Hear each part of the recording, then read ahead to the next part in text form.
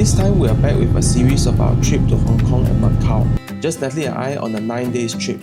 I have been to Hong Kong before, but honestly I have no memories of it since I was too young and only remember the Ocean Park, and Disneyland at the time was not even built. Initially there were other options like Xi'an and Beijing, but those were open since Natalie has never been to these places before. Natalie prefers Hong Kong since she loves Hong Kong dramas and speaks a fair bit of Cantonese. Singapore Airlines had a really great offer from a hometown to Hong Kong via Singapore. I couldn't resist as I've always been on budget airlines. It has been years since I flew with SQ, and as you expect, you get what you pay for. Well, second thoughts, I just made the payment since last October day we waited for our trip in March of 2025. We arrived at Singapore Changi Airport late at night using a Scoot A320 where I booked a 6 hours hotel at the Aerotel Singapore.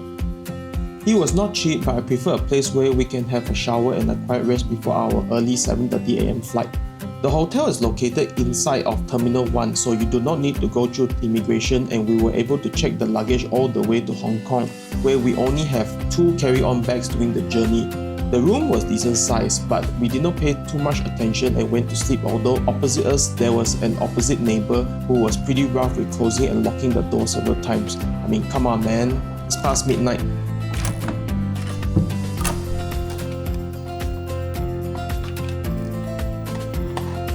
We woke up at 5 AM and washed up before a complimentary breakfast, which you can have self-service toast and coffee, and you can order from the staff the a la carte meals. It was a standard breakfast and we had to hurry to the transit train to Terminal 3 for the next flight. By the time we arrived at the gate was open just in time for boarding. This flight is an Airbus A350-900. It has been years since I flew one using Finnair. Board Singapore Airlines, as the safety equipment on this aircraft may differ from that on other aircraft. Please give us your attention as we bring you through this important safety briefing and on a journey through Singapore. The seats were comfortable in economy class with us seated at 49A and 49B with hot towels provided before the flight. I did not manage to check on this particular plane, but the interior looked fairly new. There is a pay to use Wi-Fi on board, but I didn't bother since it's only a 3 hours and 45 minutes flight. The in-flight service meal was delicious. I had the sausage and eggs while the missus had the bihun.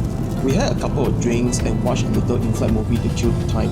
According to Natalie, this is one of the most comfortable flights she has been on, so that makes me very happy, so well done Singapore Airlines. Cabin crew secure cabin for landing.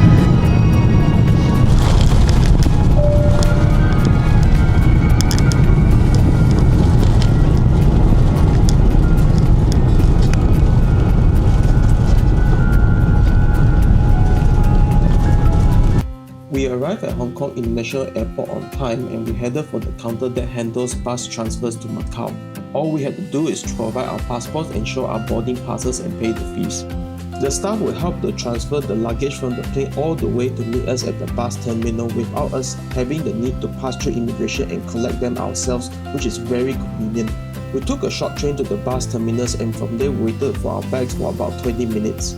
I was a little worried our bags are nowhere to be found for quite some time, but they all arrived and we boarded the bus directly to Macau. Once we crossed the border into Macau, we just need to showcase our passports at the terminal and we are done. We started off by taking the bus to a hotel using bus route 101X. There was a fair bit of walking from our stop to the hotel, so this is not recommended for those who come in a large group or have loads of luggage. So this is our hotel, Hotel S. I think they refurbished the entire building. We booked the Hotel S Macau as it was located in a busy area and in the photos, it looks rather decent. When we arrived, it was the right time to check in. The room was reasonably priced, although it was just a tad bit small, but it was clean and well arranged, which is fine. The view was nothing much, but it does not bother us as long as it is convenient and we have good sleep at night. After settling in, we decided to head over to the Kotai Strip since it is further and it is on the other side of Macau. Apparently, the area of Taipa and Kotai are landfilled to form as one island. Initially, it was a little confusing to understand the bus system, so we compared the details with the Google Maps and found the bus to the other side at the main stop right in front of the Grand Lisboa, which I can't pronounce. There are just so many bus types, so you really need to keep an eye on all these numbers here. It'll take some time to get used to. I'm not too sure how things work here, but per trip is $6. So we got 2 here, so that makes 12. So hopefully this works if what they say is accurate.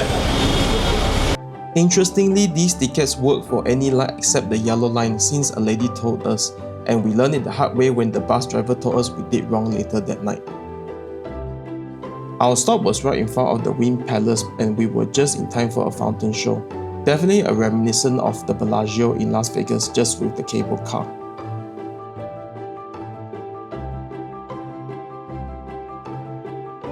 We finally made it to the restaurant. Honestly, I feel dizzy. We just ordered what we can. So what we have here is just some jasmine tea, and then we've ordered something through the QR. Looking forward to it. Starving. And here we are with the beef noodles. It looks simple. Let's have a look, and hopefully it's delicious, but at least it's warm. It's been a cold day. Oh man, this actually looks pretty good. Since my wife ordered it better than I did. This looks good to counter the cold outside. Ooh.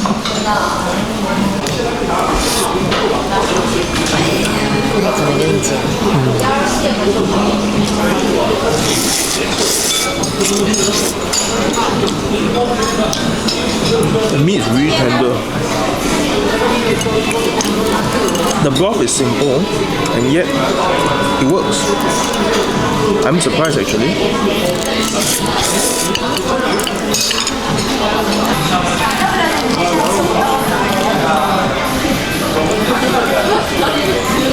After the dinner at the Crystal Jade restaurant located inside the Londoner, we decided to walk around the hotel and casino. This place was formerly known as the Sands Kotai Central.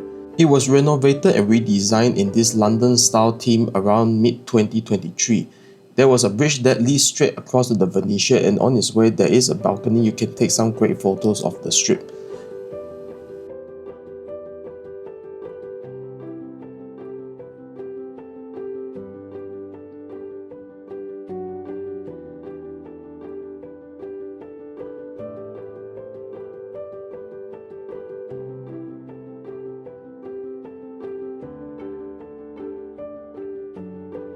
So last night we were really exhausted. In fact, we got lost last night with the bus, got confused because our Google wasn't working. And well, at least we made it back home, managed to get really good sleep. So now we're just going to get ready and we're going out for breakfast. We found some on the internet, some interesting ones. So let's just hope it's up to expectations. One thing I realized quite interesting about hotel room exterior. Oh, pink. We are on the way for breakfast that specializes in noodles. The weather is just fantastic. It's about 18-19 degrees Celsius. As long as the weather keeps up like this and there's no rain, I think we should be in the clear. So we made it here. So let's see what they have.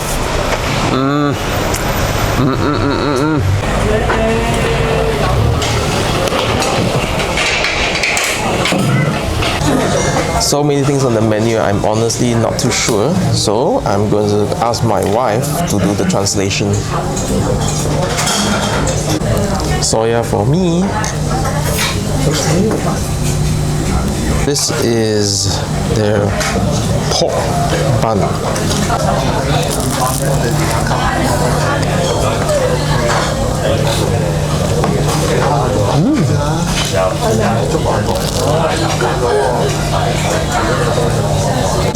So here are the noodles. The noodles remind me a bit of Maggi mee.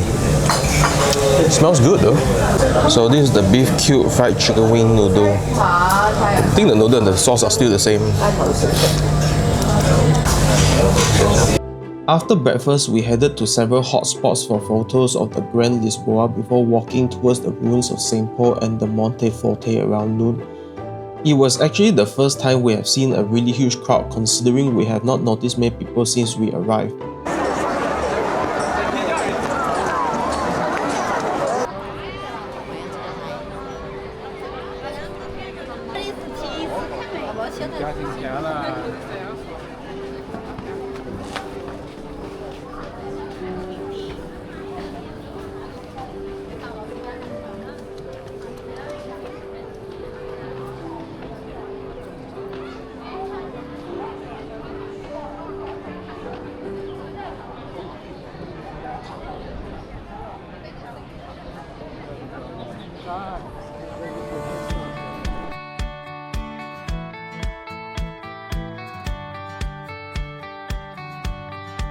We decided to find some local snacks on the way down from the ruins, and we found one that specializes in pancakes.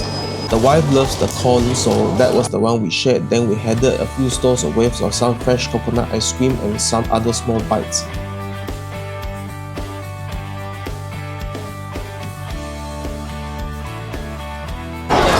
Oh man, look at the crowd,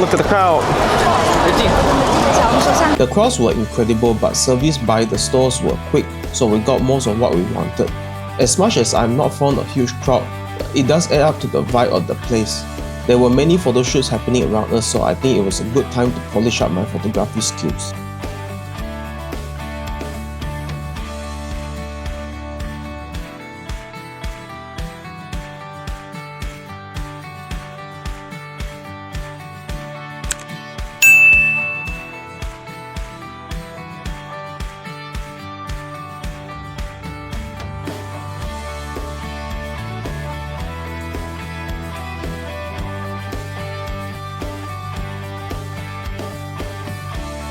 We were exhausted, so we decided to take a 4:45 minutes break back at the hotel. Dinner time, Natalie found online an open store with the longest name I've ever seen that specializes in noodles and wonton, and it has been awarded Michelins for the last few years. The distance from our hotel is fairly near, although it was after sunset and some of the alleyways were rather dark, so I kept wondering did we go the wrong way. But we didn't, and we made the store, which is located in the alleyway. It does remind me of home, a simple location and with hopefully good noodles. The noodles were definitely different from what we had at home, but I do appreciate the meat being tender and fragrant.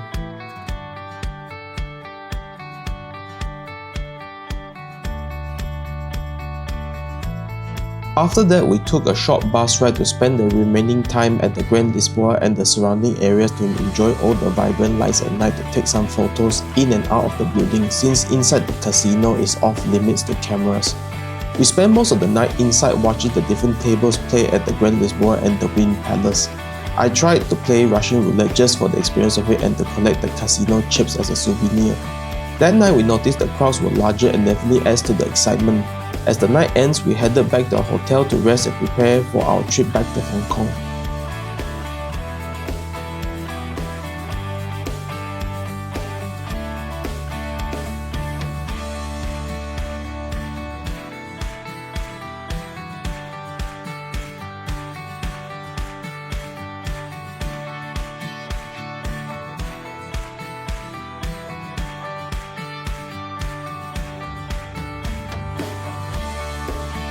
Good morning. It's 8:15 a.m. in Macau. So we're going to go for a quick breakfast that specializes in porridge before we head to the border across back to Hong Kong. Now the streets this morning is pretty quiet, it's pretty chilly. The temperature seems to have dropped. Last night it rained. So the walk here from our hotel to the porridge is roughly 5 minutes. So we'll see, hopefully the food is good and it won't take too long before we head to our checkout at the hotel at 11 o'clock.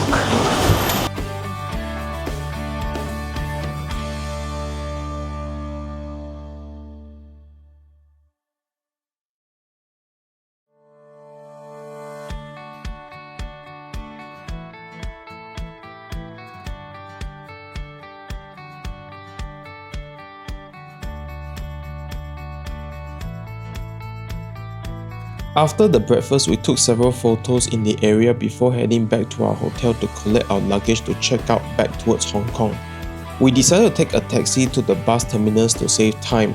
Upon arrival, we went straight for the bus that takes us directly to Wan Chai at Hong Kong Island, which was fully loaded and it took a while to reach our stop, but we did encounter some nice sceneries as we approached our stop about 2 blocks away from our hotel, and we checked right on time.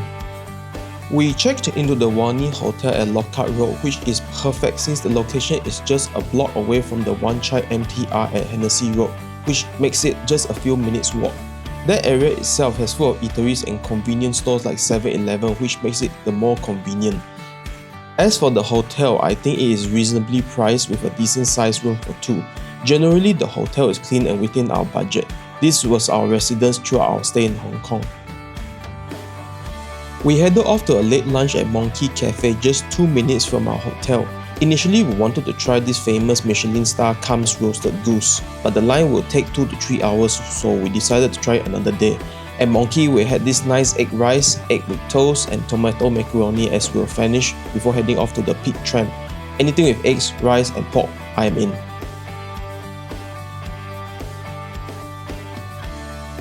Before heading towards the peak, we headed to the Wan Chai station to get our octopus card. To acquire an octopus card, all you have to do is head to the station counter and pay a deposit and top up the amount you want, which is fairly simple. With the octopus card, you can tap your way on any public transport from the MTR or the buses or even at the shops throughout Hong Kong. The stations itself are convenient as you can get access to the ATM should you need them and reload the octopus card at the machines anytime. The public transports are definitely accessible and user-friendly too, with the signages everywhere. I would say it has some of the best public transports in the world that I've been. The peak is one of my highlights go-to places for this trip. I'm really excited to go to the Victoria Peak since you can see the entire Hong Kong skylines at the top of the peak tower. In most cities, visiting the tallest buildings or observation towers often means only getting a partial view of a beautiful landmark or skyline, as surrounding skyscrapers can obstruct certain scenery. This can be frustrating, especially since these experiences are often expensive despite simply requiring an elevator ride to the top. There are several ways to get to the peak, either by bus or taxi or the iconic peak tram. We took the latter. That day, there was a significant crowd to board the trams, but we booked our tickets online rather than queuing at the kiosk to faster access.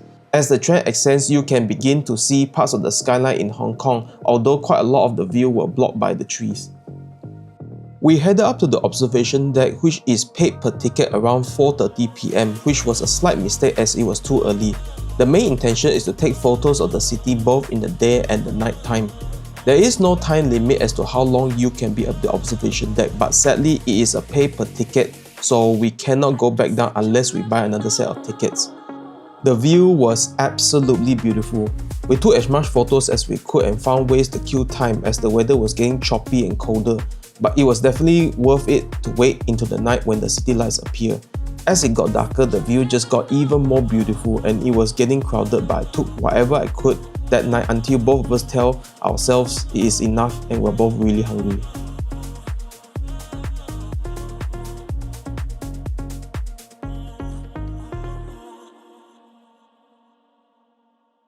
A good friend of mine, Vivian, who is living and working in Hong Kong, recommended we try Peak Pizza. Any mention of pizza, I am in. Peak Pizza is an American pizza shop located at the ground floor of the Peak Galleria. They were about 45 minutes from closing, but they still have some fresh slices left, so we just went for it and the pizza was incredible. We had 3 slices before it almost ran out to close shop. Natalie herself really enjoyed the food. Happy wife, happy life.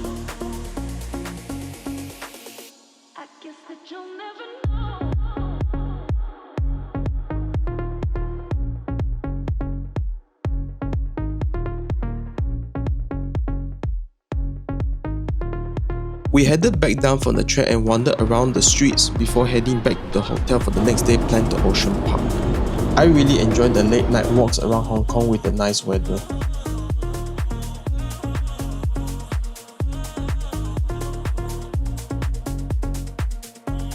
Next morning, a breakfast at Long Ding Sam before heading to Ocean Park, which is roughly a 7 minutes walk from our hotel. From the restaurant, we were headed straight for the MTR, which takes about an hour to get to Ocean Park via the Island Line and the South Island Line. Ocean Park is a local theme park opened in 1977, covering 226 acres at Wong Chuk Hang on Hong Kong Island. While you can feel the park has been open for decades, it has been overall clean and well maintained. As I'm a Universal and Disneyland fan, this park is a little different since it covers many rides big and small with aquariums and animal exhibits for people for all ages. It does bring back some good old-time video games vibe like Zoo Tycoon and Roller Coaster Tycoon. We started mostly on the aquarium and exhibits. I always enjoy aquarium visits since it's usually dark and cooling since the day got hotter and that day it was really sunny.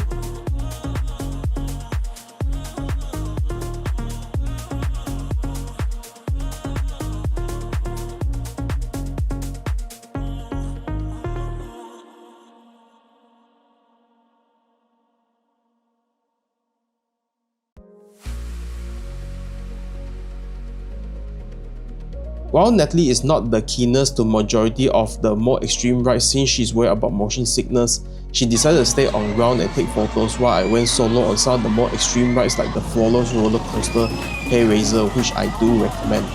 The waiting line was good and no fast pass was needed since majority of the rides we need to wait are around 5 to 15 minutes the most that day. There were some major rides that were closed down or retired like the Mine Train and the Abyss Drop Tower, which was a pity.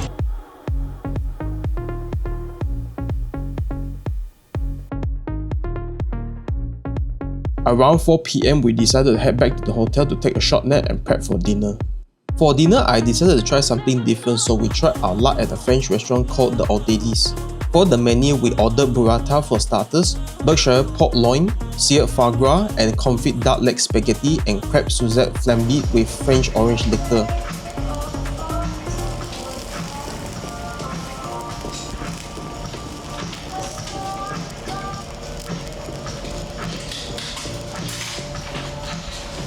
Finished dinner, then we took the bus to the Central Star Ferry Pier to take some photos of the surrounding and the Hong Kong Ferris wheel to enjoy the breeze and some ice cream for the night. We will be back with part 2 starting with Disneyland. I think it is something everyone will enjoy, and since it is my wife's first time. Thanks for watching and remember to subscribe.